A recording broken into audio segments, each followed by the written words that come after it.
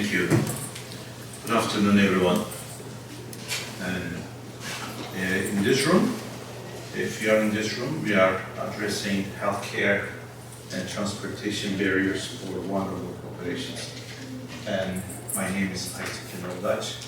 I am President and CEO of OneWell Health Care, and I have the privilege of serving and leading OneWell Health Care. I'm not sure, when I walked in here this afternoon, the first person I saw was Richard Agley. Richard is the leader of the RCPA, and I want to thank him on his leadership putting this together every year. And I remember when I started my journey with this field, I was looking forward to coming to these meetings because I was learning. While I was learning, I was expanding my network.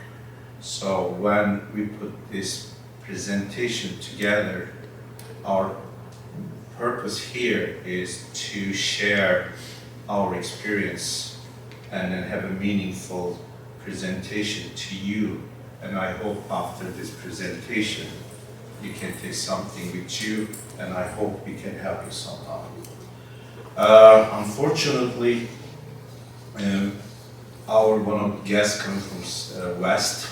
They are not going to make it today, so we're going to continue without OneWell Health representatives.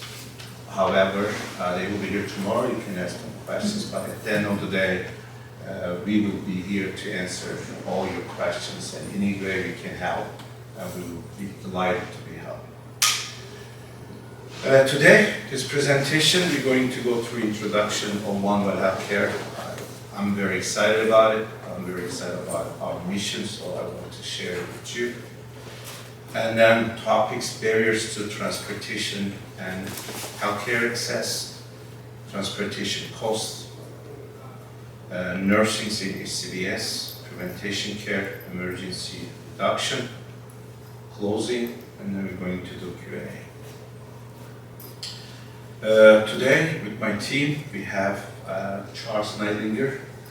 He's our IDD Transportation Program Manager.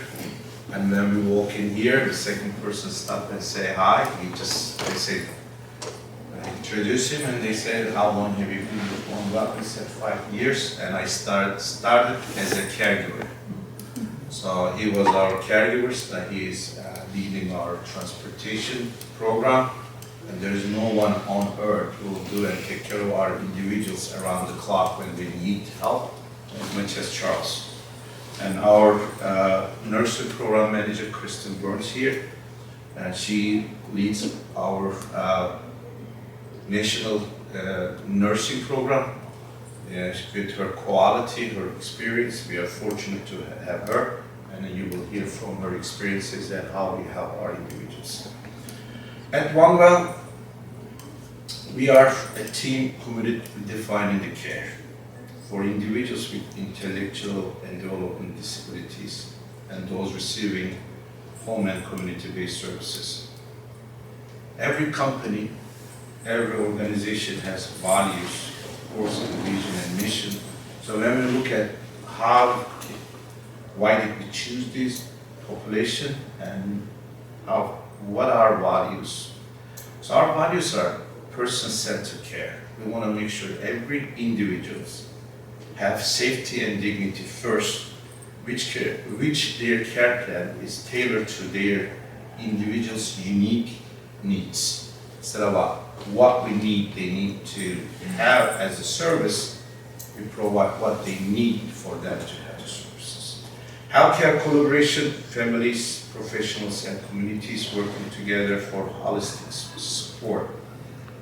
As I get older and the organization gets bigger and all of us here comes from different organizations, I think one of the biggest challenge is working together. We have a lot of smart people, a lot of collaboration from different organizations, different providers. So we make sure that healthcare collaboration in place. Compassionate approach, we want heart. There is no heart, there is no service. And I always tell our employees, our team, in this industry, if you don't have heart, you should not be in it. And we believe you gotta have heart to take care of our individuals. Excellence and integrity, continuous innovation. I'm going to talk about the continuous innovation because I think that's one of the most critical values is innovation, innovation, innovation, innovation. Because we believe innovation matters every day what we do for our individuals, for our providers, for our employees, for who we are. We need to look for every day how we can improve, how we can do better, how can we simplify complex system that we all part of it in here. How can we reduce that complexity? So to reduce it, reducing the complexity by innovation, and then we can focus on more on individuals' needs and then improving the quality care. Barriers to transportation and healthcare access. This is not about just the rights.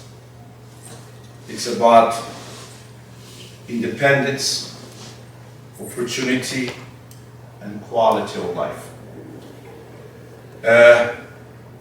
And with this, most impacted, as I said earlier, the population is the IDD individuals. Because we all know, I'm not sure how many of us here come from I know Nicole, she's from Northwest. North Central. Towanda? Williamsport. Yes. We know the bridging the systemic gaps. Many individuals with IDD face barriers in healthcare access and quality services. And supporting families.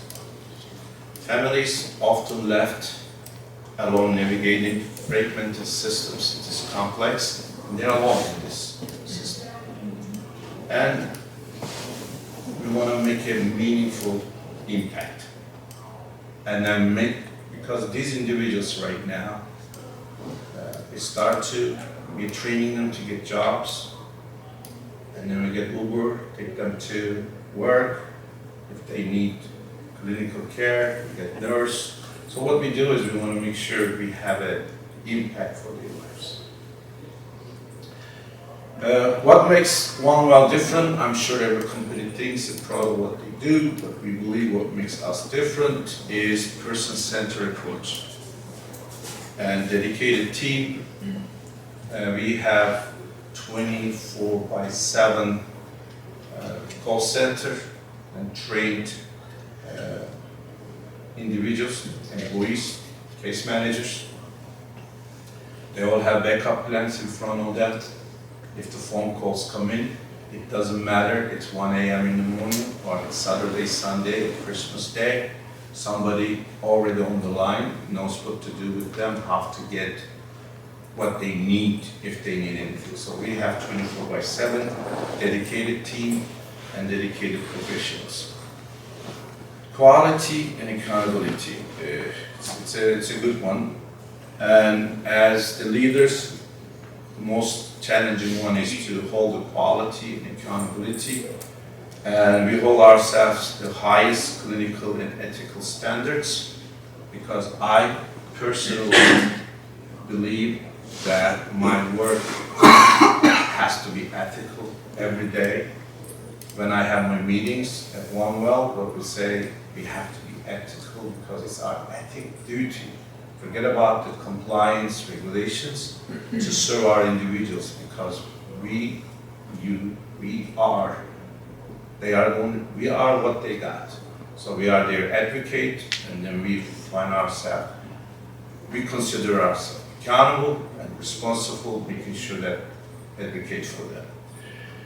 As I said, innovation, innovation, innovation. I spent a lot of times, most definitely, we have more software engineers than Uber. We have a lot of software engineers.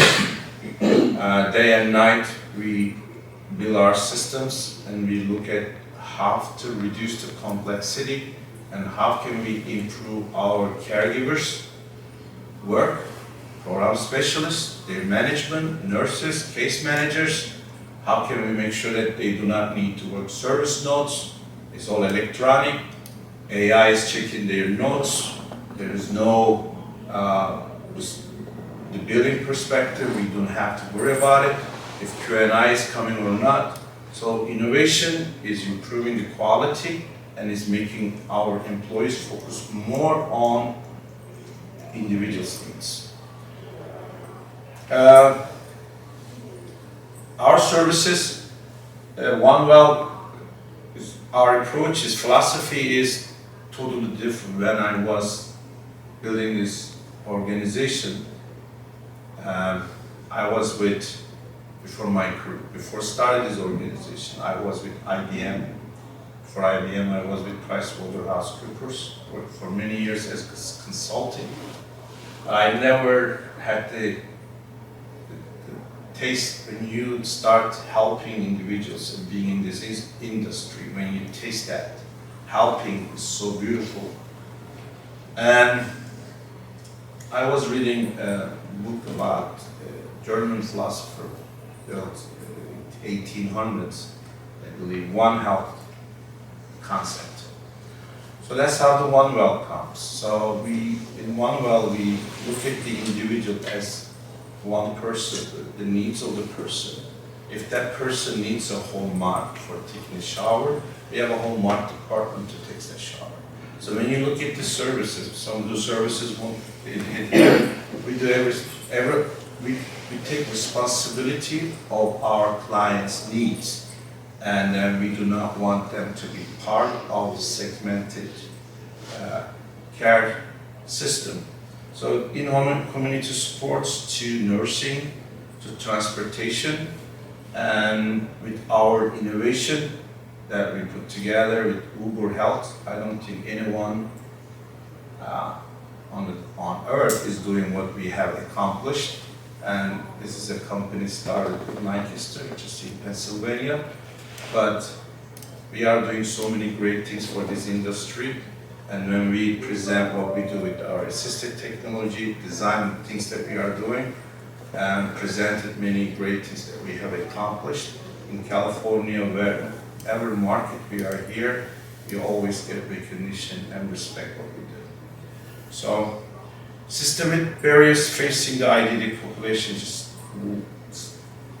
touch base a little bit. But when we look at the insufficient coordination across agencies and programs, limited access to specialized healthcare providers, it's not that easy even for us to find a specialized person. It takes days, hours to just coordinate this health ourselves.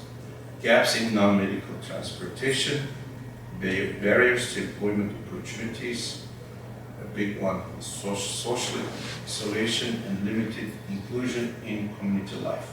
When we look at all these barriers, and when we go and solve the first one of the middle one, gaps in non-medical transportation, and all the barriers disappear. Right? That's why we focus on what we can do to make our individuals get out their home, part of they get their independence, they get opportunity, and improve their quality of life. Independent living, employment, community engagement is the result. We see the increased Uber Health services we started, and we are getting a lot of, we did for our clients, but we noticed that our individuals, we also noticed that our providers need it, and if we are not, what we do is, the cost perspective, they call us if there is an admin fee, we don't even mind, we spend time, we literally don't even, some of them we don't even make any income, but it's not about the income, we think that it's the way that we give back to the community, the way it makes us feel better, and then it makes our employees be proud of our companies, because that's kind of, we we did this solution because we know it's helping. At OneWell, we are committed removing barriers and simplifying care delivery. Our goal is simplifying complexity, reduction of paperwork, and just focusing the most important thing on our individuals. We believe that true care goes beyond the home or clinic. It's about ensuring our clients have access to every part of life. But this is what we're doing. We believe we are redefining IDD care, and then we believe in it. This is, and every state we walk in, every county we walk in, we believe we're redefining it, and we try to our best. And I also want everyone to know, we also believe there's so much work out there, and every one of us, and I'm not sure if somebody's from IDD perspective or LTS program, but every provider that out there, we know how difficult it is, and then we want to make sure to support. They give us a call, and they need the transportation services. We have 24/7 call. They can go to online, and then we will help them out. So I will let Charles Nightlinger take over from here.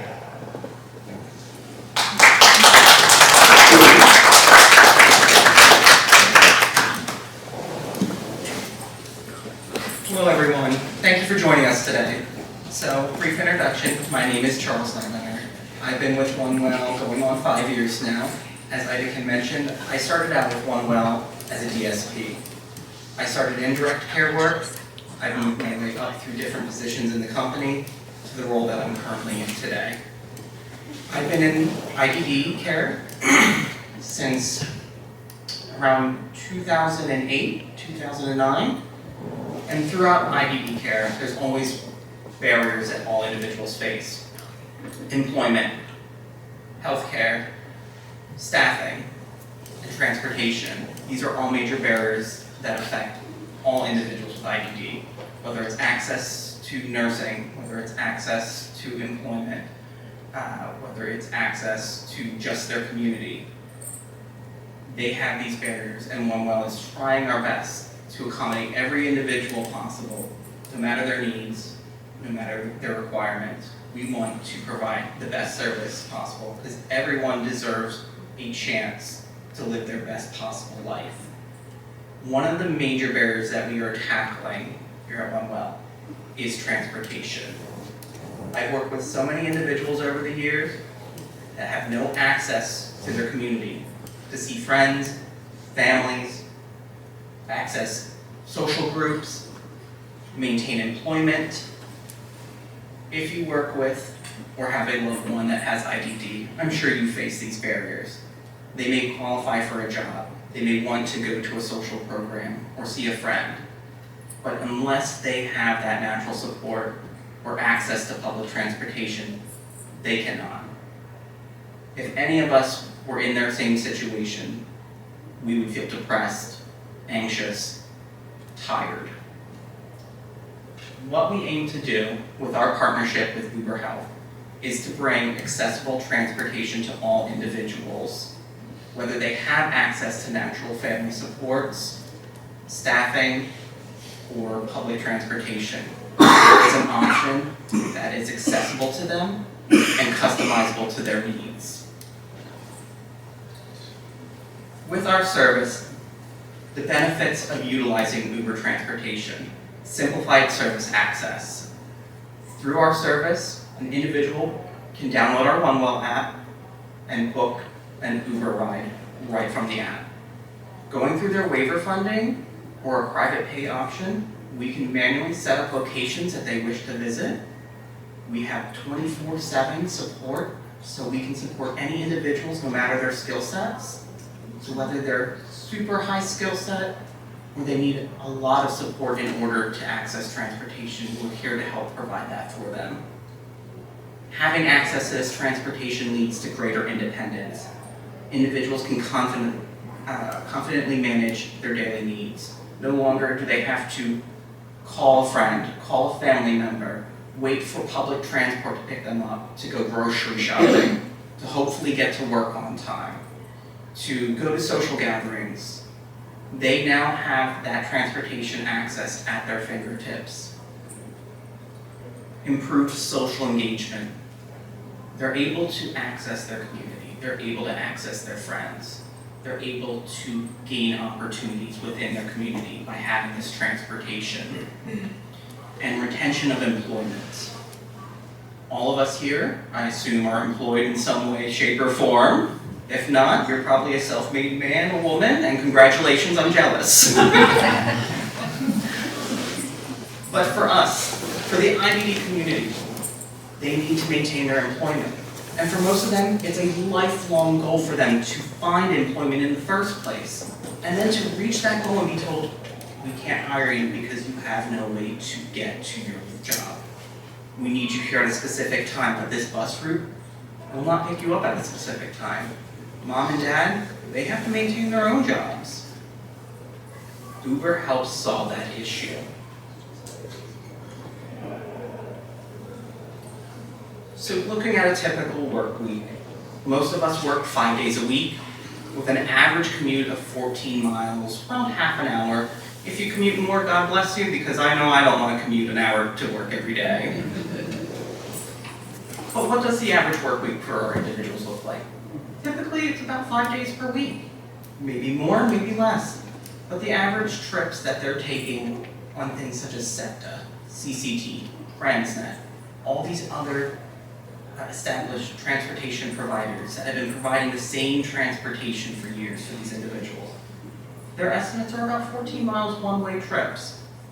So on average, you're looking at 10 trips an individual needs per week with an average of, with an average trip cost to and back of 28 miles. So what does that breakdown look like? With traditional public transportation, costs are extremely high. The transportation cost associated with an individual's waiver funding tends to be 30% higher than what it would cost with Uber transportation. Through the Uber Health program, individuals are getting access to that transportation at their needs. They do not have to wait on a bus route. They don't have to accommodate other people on that route. So if an individual needs to be picked up at 8 a.m., they're being picked up at 8 a.m. They're not being told, okay, your window of pickup will be between 7 and 9. Well, if an individual needs to be at work at 9, they only get picked up at 9. Again, this can lead to them being potentially fired, written up, having problems with their employment. Uber takes that out and gives them access to a transportation option that is just for them. So, what OneWell has done is we have partnered with Uber and their Uber Health program. And Uber Health is a program that has been established to help individuals of the more vulnerable populations. This includes the IDD, the autism, the medically frail, and the elderly populace. This population needs the most support when it comes to transportation. You or I, we can download Uber anytime we feel like. We know how to work an app, we can figure it out. Individuals with IBD and autism may not understand what they're looking at or how to operate it. They need a simplified solution. And with OneWell's partnership with Uber Health, we're providing a simplified solution for them. An app that can have pre-designated locations, no payment methods needed to be installed, 4 simple clicks, and they can have a ride booked. A little bit about Uber Health. The Uber Health program launched back in 2018. A HIPAA-enabled ride-share, non-emergency medical transportation solution. In 2022, 12 states integrated into the Uber Health Medicaid non-emergency medical transport programs. 3,000 healthcare organizations use the Uber Health platform. 2023, Uber Health announced grocery, over-the-counter, and same-day prescription deliveries. OneWell is working to provide this to individuals in the IDD community as well. In 2025 and beyond, it's the hopes to have 24 states integrated into the Uber Health Medicaid non-emergency medical transport system. Our goal over the course of the next few years is to have all 50 states. Uber Health in Pennsylvania has already partnered with some health organizations providing access to on-demand rides through HIPAA-supported platforms, including OneWell Health Care. We have Temple Health, Valley Forge, Lehigh Valley Health Networks. And 1.2 million trips have been done through Uber Health in the last year. 1.2 million. Without this service, that's a lot of trips that were not taken. That's a lot of individuals that lost access to their community. How Uber Health works. 2 simple paths, 1 platform. The most common platform is the mobile app. OneWell helps establish the mobile app for all of our individuals. Through access on their mobile app, they can book rides themselves, or a designated caregiver or support person can have access to their account in order to book rides for them. They're able to choose from pre-arranged locations or have the flexibility of entering in addresses as needed, depending on the requirements for the individual. The other option is coordinator booking. OneWell, as I mentioned, provides 24/7 supports for all individuals utilizing Uber Health services. This means whether they need supports days, nights, weekends, holidays, you want to call us at 11:59 on Christmas Eve, you better believe we're there. Individuals that need the extra support have access to these coordinators to book their rides, to check on the status of drivers, to see when their trips are arriving.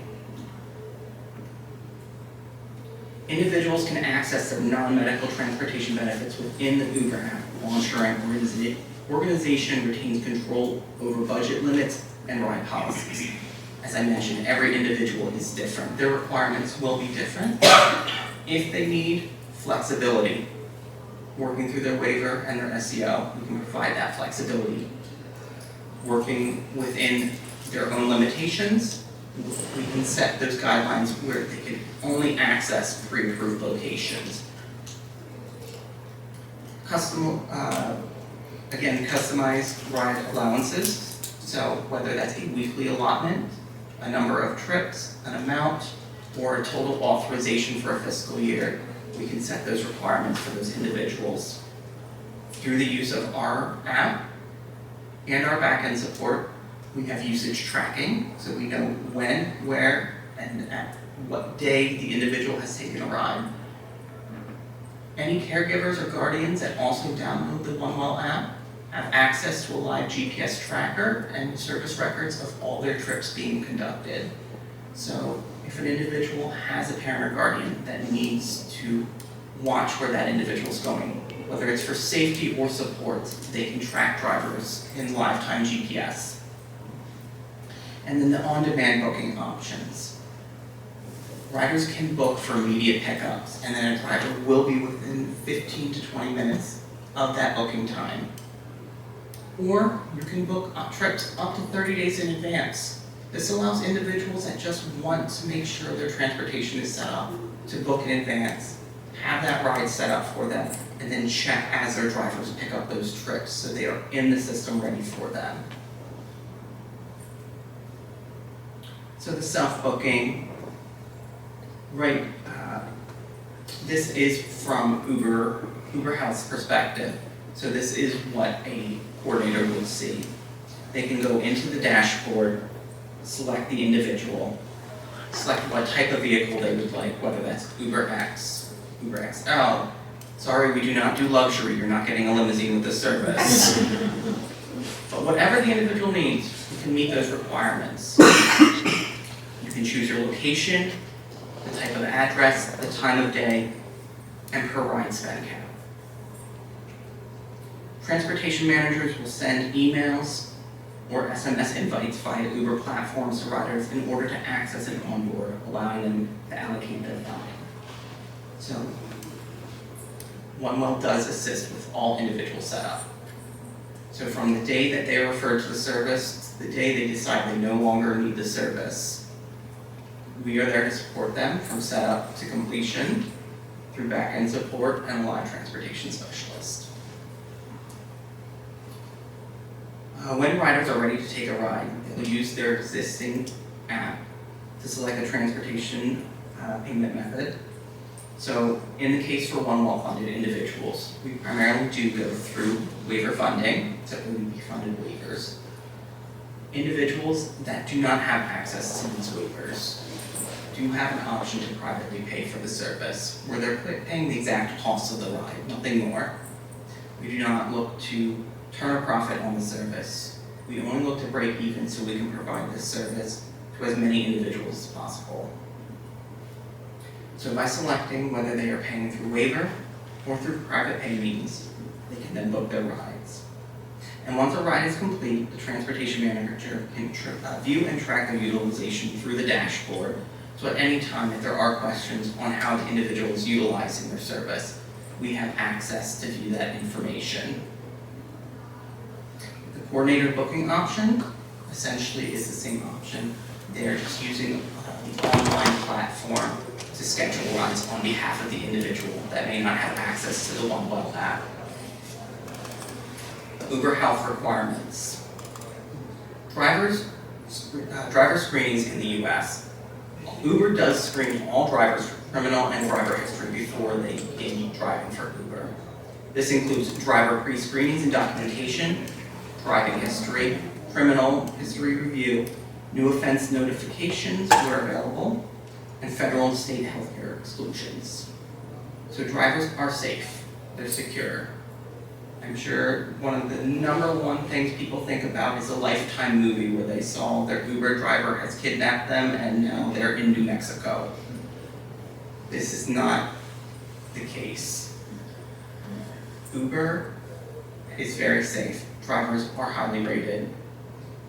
Every screening possible is putting in place for these individuals to make sure that they are safe, that the drivers know that they are working with a vulnerable population and they have to respect the guidelines for those individuals. Criteria for Uber Health drivers. To meet the unique needs of patients and providers, Uber Health's driver pool is refined to only those who have elevated account history and safety standards without compromising network or scale. By adding these rigorous filters to our already trusted platform, we ensure every ride is powered by drivers who meet the highest expectations at scale healthcare depends on. Again, these individuals are relying on these drivers, the consistency, the accountability, and the safety. Uber takes this very seriously. If a driver does not meet the expectations for these individuals, they do not hesitate to remove them from a program. And the benefits of using Uber Health.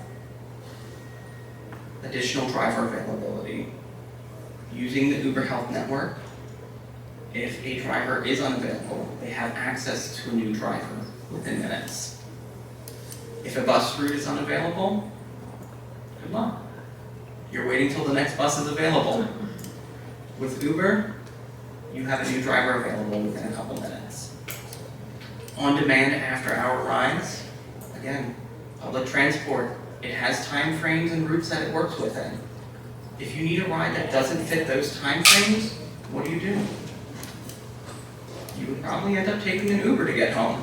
If I took a public bus, that bus stops at 9 o'clock, I need a ride at 10, how do I get home? Uber's flexibility allows individuals to choose when and where they can get picked up. And then the safety and oversight. Family members can track members' rides in real time thanks to GPS tracking. Care coordinators can track rides, see receipts, complete rides, destination, timestamps, and costs. Organizations can set dollar amount, mileage, or trip limitations per day, month, or year, and self-booking riders can see how much they left through their app at any time. Compared to members in other groups, members with IDD use medical transportation more frequently. So we can see, just breaking down some of the figures, for non-emergency medical transportation, the average number of rides per day, per month, enrolled beneficiaries with the physical health conditions, mental health conditions, or substance abuse disorders. So we can see from the graph, these individuals over the years are using more transportation. They are relying on Uber as opposed to traditional public transport to help them access their appointments. Individuals with IDD also need non-medical transport. 80% of respondents went shopping in the last month, 33% going shopping 5 or more times in the last month. 81% needed to run errands, 70% just for entertainment purposes, and 17% have paid community jobs, but 25% of members have community employment goals in their service plans. Having access to Uber will allow them to have access and opportunities for employment, which is the goal for a lot of individuals. Through partnership like OneWell's, we can help remove barriers to community access for people with disabilities. In 2003, the Bureau of Transportation reported 6 million individuals with disabilities had transportation problems. More recent reports estimated between 30 and 31% of all people with disabilities have trouble with transportation. This is compared to the 3% non-disabled people who have trouble with transportation. That is almost 10 times the amount of individuals with disabilities that are facing transportation issues as opposed to non-disabled individuals. And to summarize, I would like to play a short video from one of OneWell's current participants that is accessing Uber transportation services. Good afternoon, everyone. Thank you, Charles, for that lovely introduction and promotion of services here at OneWell.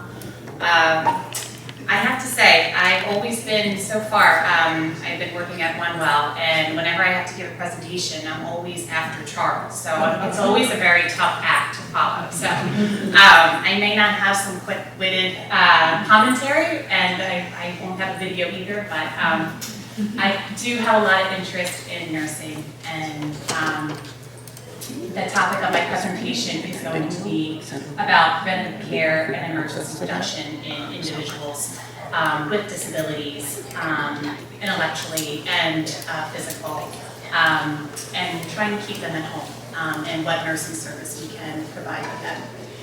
To give you a little bit about my background, I've been a nurse for I'm almost at the 20-year mark. And I started my nursing career at the Children's Hospital of Philadelphia. I was very fortunate to start my nursing career there. I learned very much to be a part of a team that had so many different innovative practices and medical technologies that were coming out of that institution pretty much every week. So it was very, very interesting and very cool to be on the forefront of those practices. But what parallels to this company is what Aytekin said earlier about innovation. He is bringing a lot of innovation to home care, which is incredible, and we are implementing those skills into our nursing services. So first is our person-centered approach. It's home care that's delivered in the home with community designed around individuals' needs.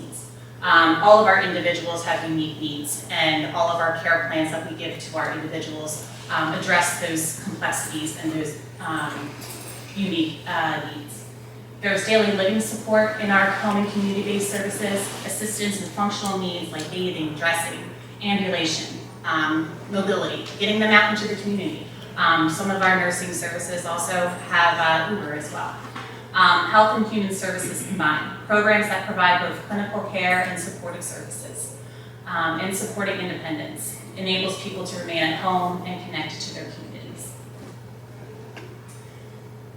Now, health services and home community-based services is meeting the medical needs at home. So bringing essential health care directly to our individuals where they live and where they feel comfortable. So examples of those services are skilled nursing, therapies such as occupational, speech, physical therapy, dietary management, pharmacy services, durable medical equipment, case management, personal care, assistive technology, caregiver and client training, health promotion and disease prevention, and hospice care. Human services in home community-based services is supported daily living and community connection. Services that promote safety, independence, and quality of life. And examples of those services are senior centers and adult day programs, meal supports, personal care, transportation and access, which you heard much about, home repairs and modifications and safety assessments, homemaker and chore services, information and referral services, financial services, legal services, and telephone reassurance. So the benefits and challenges, of course, that come with home community-based services. The benefits are it's cost effective, often less than half the cost of residential care, is keeping our individuals in the home. Culturally responsive, spiritual and cultural supports are available. The familiarity and comfort, care in one's own home or small community setting. Emotional and spiritual support, counseling and clergy access, family caregiver flexibility. Some waivers do allow family members to be paid caregivers, because those are the caregivers that know most about their individual and their loved one.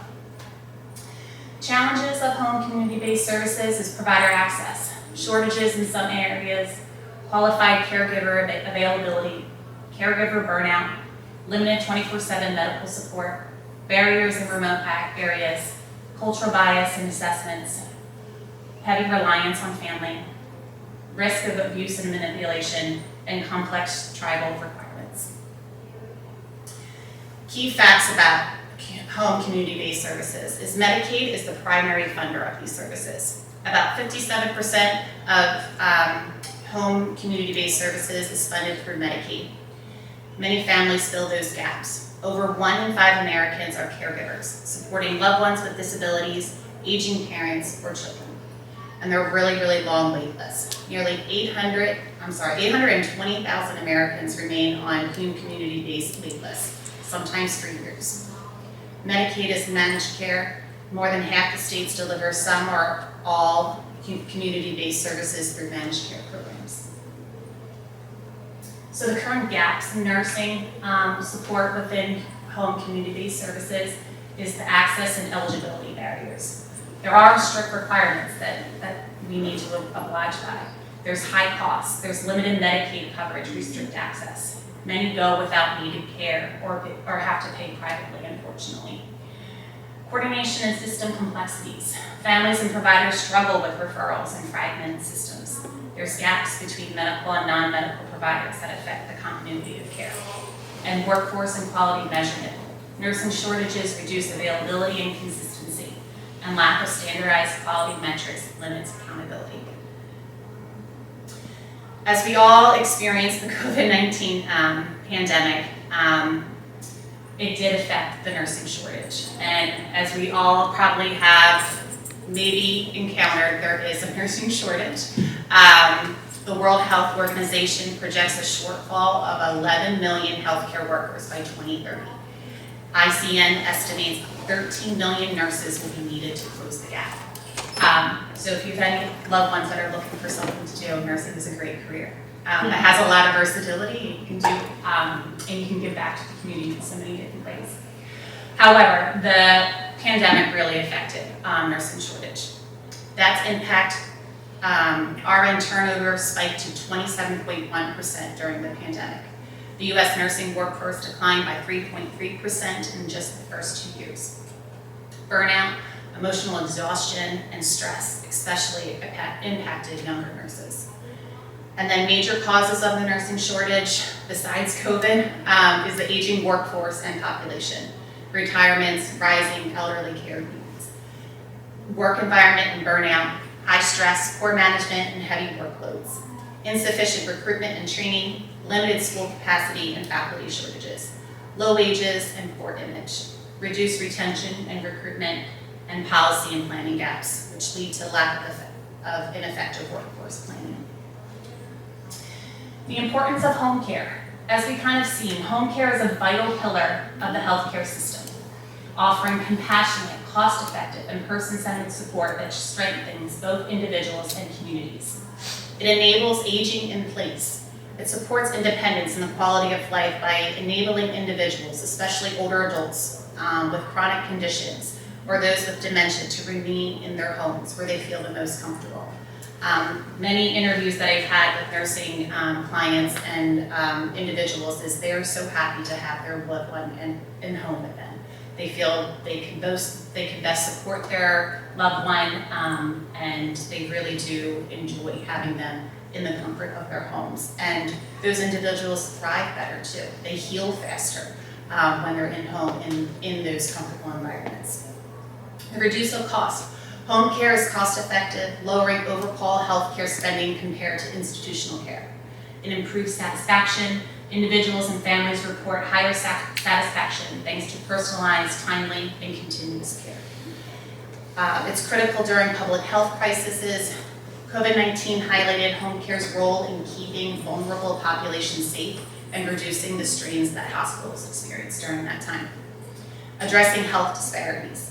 Expands access for socially disadvantaged groups and promotes equity through challenges that remain in ensuring consistent quality. So of course, there's always barriers, as we know, to home care nursing. These barriers reduce accessibility, quality, and sustainability of home care nursing. The workforce strain. But we of course are in a nursing shortage. Caregivers and nurses are burnt out. There are time limits. Resource gaps, limited funding, supplies, reimbursement, administrative burdens, excessive paperwork, complex electronic medical records, home challenges, unsafe, cluttered environments. Sometimes the nurses don't feel safe working in certain environments, and infection risk. Collaboration issues, weak provider communication and teamwork, and family expectations. Limited awareness of what the needs are or what their expectations may be, and reluctant to engage with the health benefits of having nursing support in the home. Training gaps, limited education, and specialized care. Hospitalization rates among the IDD population. So with children with IDD, they are hospitalized at nearly twice the rate of their peers. And then with adults with IDD, they experience 240 to 619 hospitalizations per 1,000 annually. So they're in and out of the hospital a lot, depending on the care model. And during the health crisis, such as COVID, adults with IDD face more than double the risk compared to non-IDD adults. And then the overall risk, individuals are hospitalized at a rate of 1.5 to 2.2 times higher than the general population. Predictors of hospitalization in our population is older age, of course, comorbidities, living alone, adverse med events, chronic illnesses, polypharmacy, infection risk, and surgical risk. Strategies to reduce hospitalizations are preventative programs, risk assessments, reposition, nutrition, nurses going out into the homes and doing just well checks and checking in on them shows that does prevent hospitalizations and early prevention to get them to see their primary care physician before going to the emergency room. Choice and autonomy, 35% injury reduction with person-centered care. Education, training for individuals and staff. And then environmental modifications, support services, assistive devices, assistive technology, and clutter reduction in the homes. So understanding these risks and applying evidence-based person-centered strategies can significantly reduce hospitalizations and injuries among individuals with IBD.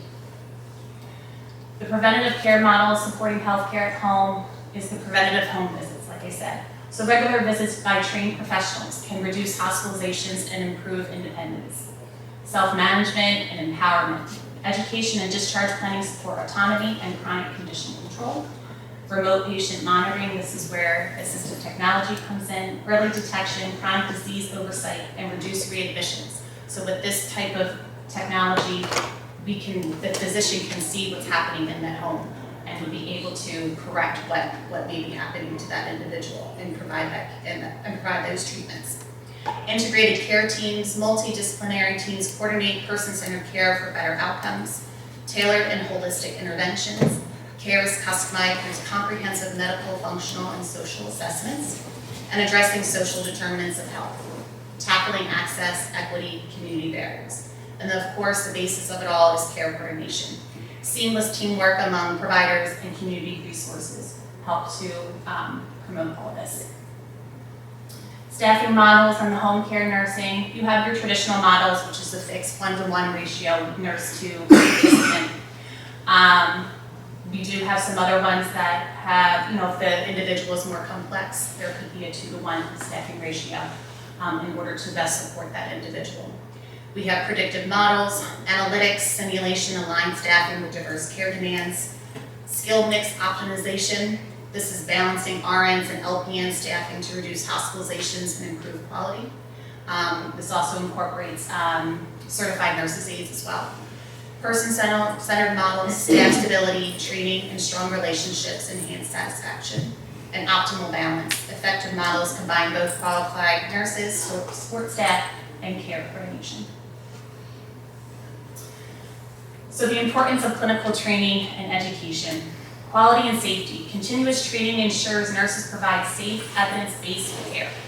Adaptability. Keeping staff up to date with evolving practices, technology, and regulations. Specialized skills. Building confidence in areas like palliative care, infection control, and medication management. And staff retention. Professional growth opportunities improve satisfaction and reduce burnout. And better outcomes. Ongoing education directly improves health outcomes and person-centered care. So the big points of this presentation is to expand funding flexibility, support innovative programs and remove barriers to care, enhance workforce training, investing in our nurses and ongoing education to ensure sustainable, high-quality care that they can deliver to our individuals, and building partnerships, collaborating with other resources in the community to increase employment opportunities and other community services.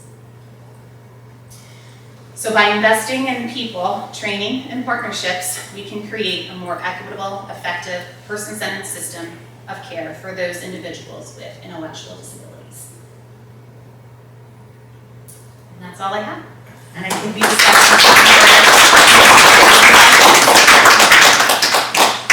Thank you. And we will, I think, Q&A, right? Questions, yeah. Yes. Any questions? Yes. Does OneWell provide nursing services to children through physical health plans, or is it just through waivers? not at this time. Okay. But that is something that we are working with. Right. We are working very hard to. And something that we didn't, when we're talking about the person center and what we have been developed is we take into when the service coming to individuals. We all know how it works in Pennsylvania.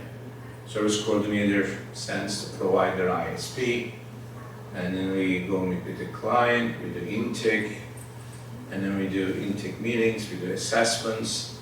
For all the services, what we do is we do smart, we created actually, and OneWell has its own software EVV system we created, we call OneWell a smart EVV. What we do is we have we don't rely on just the technology, but we develop the API, not the API, we developed the technology that it reads the ISP, and then from the ISP creates the assessments. And then from assessments, and you review the assessments, and then from assessment, it creates a care plan. This is all system does. based on the individual's ISP. And it creates the smart goals. So then you have the service nodes, then the smart goals, then they get scheduled. So when we assign a caregiver or nurse to the care plan, to service, when they're going home, we know exactly what they need to work. And we also, in the testing it, the progress notes is generated by the system. So if the plan says an individual needs to have bathing, it's at certain ADL, and it says have to have, and it needs, or its goal to have brush and self-brushing his or her teeth. So today, what happens in the industry is send data doesn't have that capability. HHA exchange, God help us if you try to use any of that. You get exposed to really a lot of things. And the way AI, the word was AI, the way the AI does it, then looks at it and say, this person's ISP wants him or her 3 days brushing teeth, and your service notes. So data service notes come, then you clock in, clock out, service notes set 3 days. If those is not, the caregiver is getting warning. So that's person centered. We have done this. We are testing, we release it. It's out there, using it, and we're gonna make it better. And we're gonna get much better because at the end of the day, any one of us or our children are maybe in that service. So it's our job, ethics, our responsibility, so I believe, that we have to have everything right. And that's what we have been doing. And this team here, that's what we work every day. So we are trying to expand to other services. We haven't, it's not easy to get that program. We are meeting, getting the license. So hopefully we will, we are doing pediatric nursing in South Carolina and Pennsylvania. We are not, but we're working. Any questions? Yes, ma'am. So, Your name and, oh, I'm sorry. I didn't ask your name, but your Yeah, I'm Katie. I work at Strive Incorporated. Big Wanda. Yeah.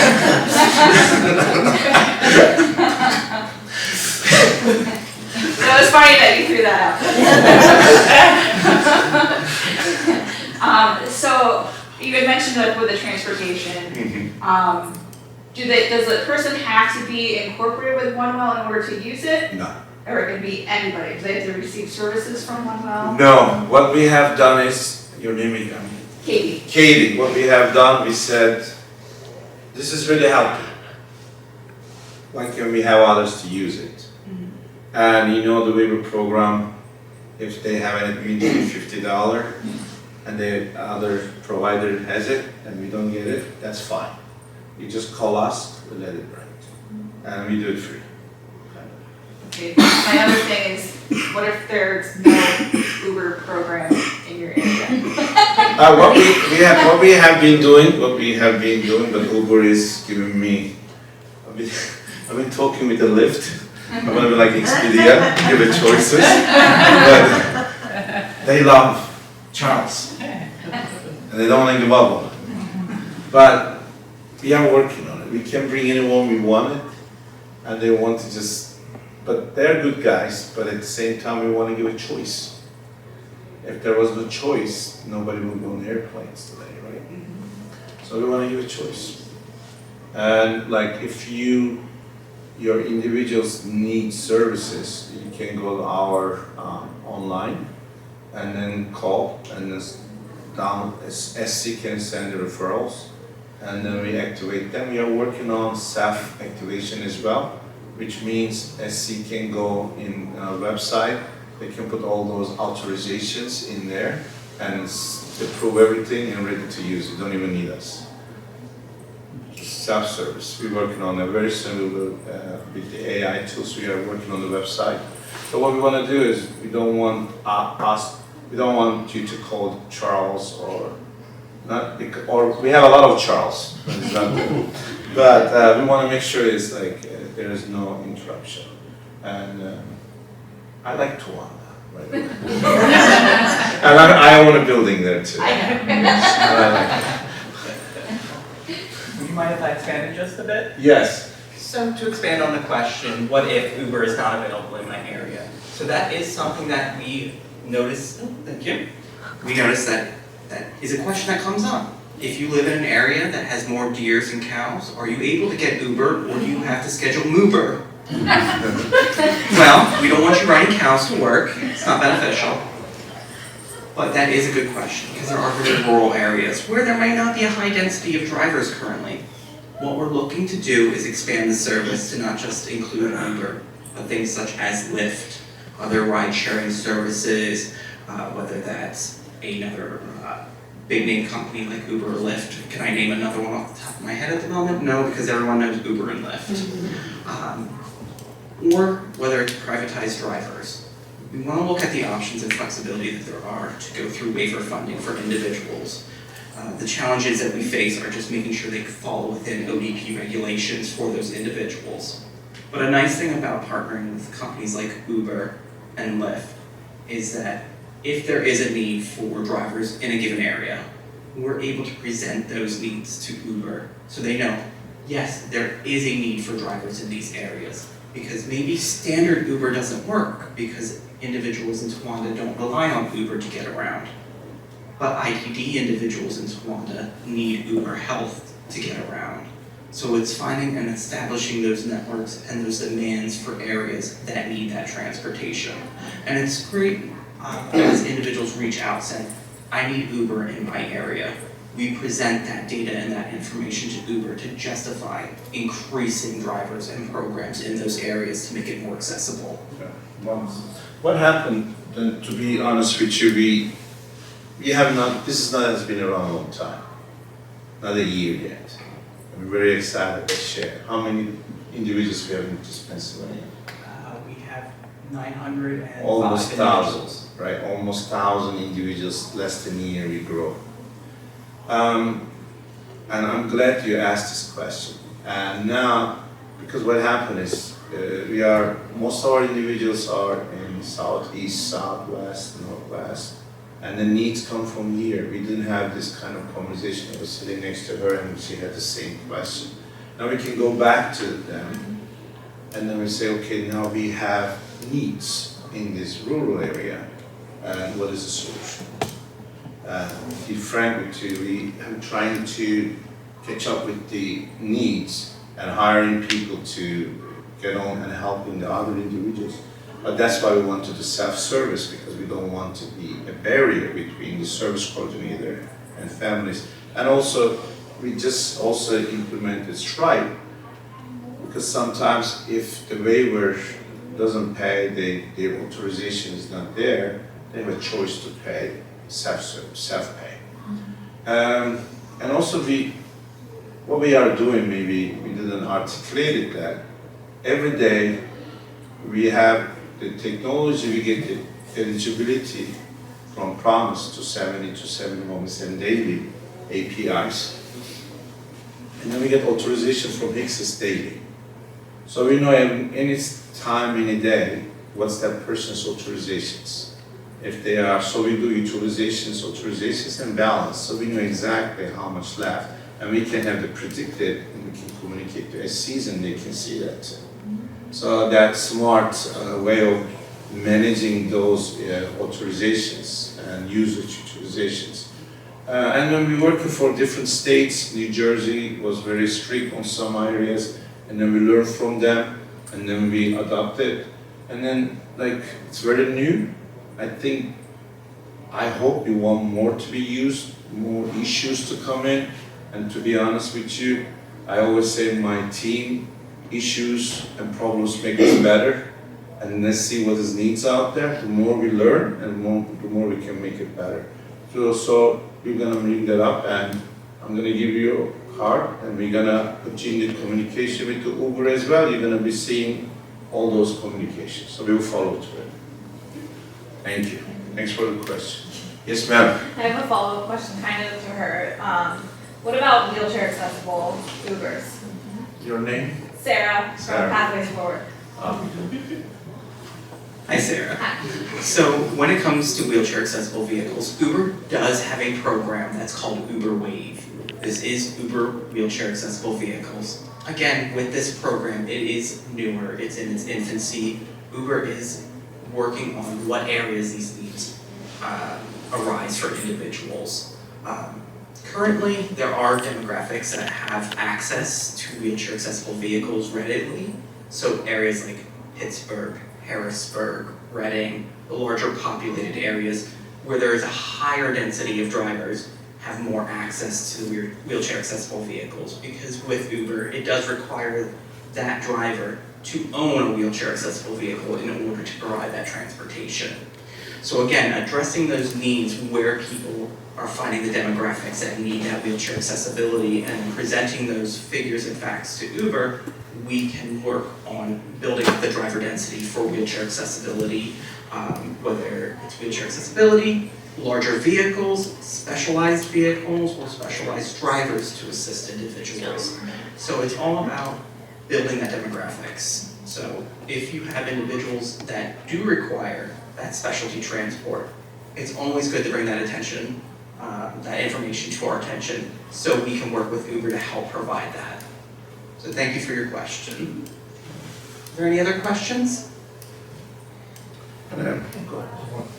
Kenny, what's your experience as far as comparison of rates through Uber compared to what ODP is, what those rates are for the waivers? Are they comparable, or is it, I'm sure it's probably based on the distance, but. Yeah, so that's a great question, and it's one that actually comes up a lot when it comes to individuals looking for transportation services. On average, when it comes to a Uber transportation budget versus a standardized transportation public budget for an individual, we see a 30% decrease in cost for individuals utilizing Uber services. Since our services are based on the individual's specific transportation needs, we're looking at their locations, their frequency of trips. We work with Uber to calculate what the average rate of that trip will be throughout a standardized fiscal year. So if they need a transportation trip to and from work 5 days per week, we are working with Uber to figure out whether it's spring, summer, fall, winter, what that ride's cost is going to look like, and then requesting that directly through their ODP funded waiver to cover the exact cost. Again, OneWell is not looking to turn a profit on the service. We identified a need to help individuals in the transportation area, and we're looking to get that exact compensation from ODP. So that's why we see a typical reduced cost in the overall service budget for individuals, which then opens up room for other services that they might require. A standard transportation budget, we all know if we work with budgets, it can be very expensive. And then they're fully reliant on those transportation providers. If they can't provide that transportation that day, if it doesn't fit within their time frames, with their routes, there's a lot of limitations. So offering a service that's not only more cost effective, person-centered, and easily available in most areas is the real game changer here. So again, that 30% reduction is the average we see compared to a standard transportation budget. And it's very cost effective, but we also know that if you bring Lyft and others, it can be reduced. And we want to bring the competition. We want to bring, as I said earlier, I like to get more providers like OneWell. The competition is better for all of us. So then I can work harder, right? And we can do better. Another thing that we didn't mention in this presentation, we started partnership with the police departments. with the Blue Ribbon. And in fact, this program started from Connecticut. And we started that relationship in San Diego Police Department.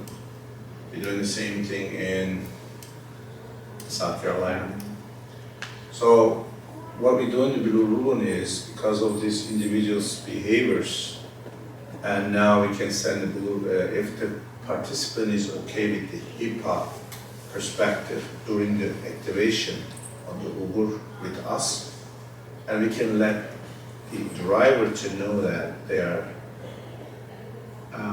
carrying their passenger may have some behavioral issues that may need their attention. So what we try to do is get more relationship, the police departments and then counties.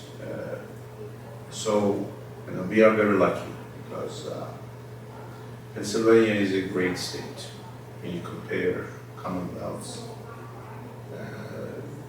When we brought this up, they are looking at it. They are very, AEs are very acceptable, service coordinators are very acceptable. They are supporting this, and they are, unlike, we are in many states. It's very, in California they are still doing paper or uses some brokers. What we do is nobody has done it. We did it because we work very hard to configure this to it, but we wouldn't be able to do it if the ODP didn't support this. And I think we have a great leadership in Pennsylvania, and then we have very great AEs, mostly all of them, and they'll have good intentions to help individuals and in this industry. So we are in a good location and a good spot to do this kind of things. If I am standing here, because they are allowing us to do this type of innovations and to make it better. And we just, every perspective, every way, as I said earlier, innovation, and one of the things that drive me, makes me every day go back to work, because I know we can do something better. And this industry needs a lot of things better. So that's what keeps us going every day. Any questions? Yes, sir.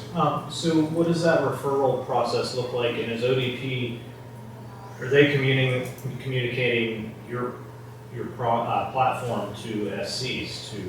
SCs comes to SCs or other providers say, I have an individual that needs a non-medical transportation, and then they send us to ISP.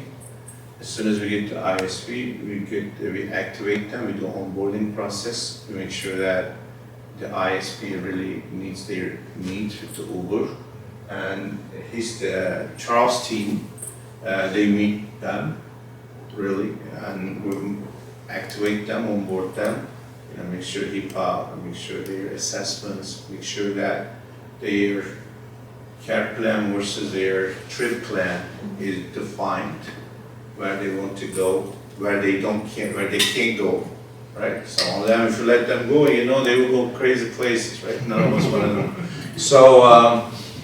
So the places that the parental, all this configuration in place. And then when the SC sends us the authorization, there we go. So as a day program provider, SC, we go to the SCs. SC, yes. SC is the way. Yes. And there are some limitations when working with different providers and services. So whether that transportation is strictly for access to and from day programs or community access, we assess every individual's need on a case-by-case situation. But when an individual is being referred to services, typically it does come from the SC or the SCO in general. Or in some cases, family members could reach out to OneWell directly and ask to start the transportation service process. But per typical service authorizations, it goes through intake, service requests, and then ultimately approval by the AE for service authorization. Typical services. I mean, there are so many people here, so we're so much excited. Exciting topic, right? Transport. I mean, the nursing perspective, and I just want to add, we have been working on it. We are building a platform. What we're trying to do is all the services, it's all integrated. We look at the person, analyze it, all the needs. So if a person goes to a home and that person, nurse knows that person is a BSS, that person has speech therapy, that person is OT. So what we're doing is we're integrating all this. But what we have been trying to do is, I think, is designing and then have a digital platform and everybody, we're looking for devices to just, there is a lot out there. Some areas just we are being just wireless, or we are testing the t-shirts now. You can wear the client and then we can get their art. And then we are trying to find, we're going all those areas with Brandon Cherry's here, we're going and testing, finding how can we take their sugar level, test there, and we're looking for that too. Then we developed already taking the temperature from our mobile devices. And we are focusing on creating toolbox and intended tools for nurses and for nursing team to utilize a big deal. And we are targeting and looking at it like how we can reduce then hospitalizations, but prevention is the first, right? When somebody is sick, we all know, everybody talks about it, but we have not. We're gonna put this with the numbers. Hopefully, she can have her own show next year, and then go through that data. What we want to do is we want to make sure they are safe home. We also have in-video technology. Another thing is some decision makers are it's hard to explain them because the privacy again, like we can install the videos in home and we can track the noise, we can track bad words if somebody being attacked or somebody fell, or we can take the face out and we can start analyzing the behaviors and then can define this. We can do a lot of things, but not everybody is ready for these technologies either. So there's a gap there. I think within a couple of years, what we can do is we can have these individuals. Now we looking at it. We see Down syndrome.